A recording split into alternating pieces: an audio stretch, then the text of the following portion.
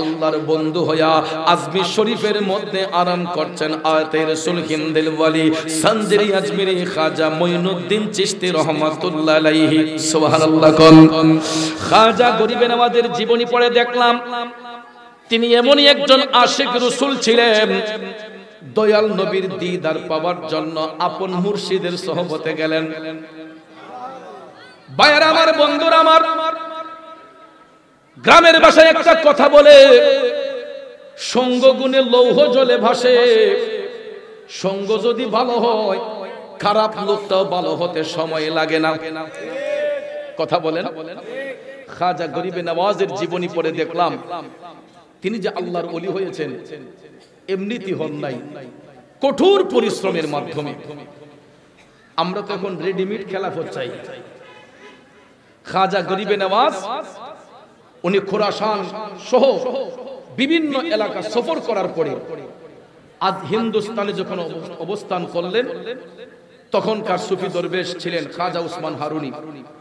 খাজা উসমান হারুনির কাছে তিনি বায়াত গ্রহণ করার পরে তিনি একটানা 20 বছর, কয় বছর? 20 বছর আপন মুর্শিদের গোলামি করছেন। কয় বছর? আমার যুবক ভাইয়েরা, টানা 20 বছর আপন মুর্শিদের গোলামিতে মাশগুল ছিলেন হাতে রাসূল হিন্দিল ওয়ালি খাজা গরিবে নওয়াজ। পীর মুর্শিদের সোহবতে থাকার কারণে সম্মান বাড়ছে না কমছে? বাড়ছে না কমছে? 20 বছর আপন মুর্শিদের সোহবতে থাইকা তিনি 700 দিন রোজা পালন করেছেন। কয় দিন? 700 দিন, প্রায় 23 মাসের উপরে 700 দিন তিনি রোজা পালন করেছেন। পেট ভরে খাবার খেয়ে নয়, আল্লাহর ওলিগণ কখনো পেট ভরে খাইতো না। ভাইয়ারা আমার, বন্ধুরা আমার, খাজা গরিবে নওয়াজ 700 দিন রোজা পালন করেছেন। ইফতারের সময় তিনি একটা রুটিকে 5 ভাগ করেছেন। কয় ভাগ? একটা রুটিকে 5 ভাগ করে 1 ভাগ দিয়ে তিনি ইফতার করেছেন, 1 ভাগ দিয়ে তিনি সেহরি পান করেছেন। বাকি 3টা টুকরা তিনি অবশিষ্ট রেখে দিয়েছেন আগামী দিনের জন্য। অর্থাৎ পেট ভরে তিনি কখনো খান নাই। আল্লাহর জিকির দিয়া খাজা গরিবে নওয়াজের কলব পেট ভরপুর রাখতেন।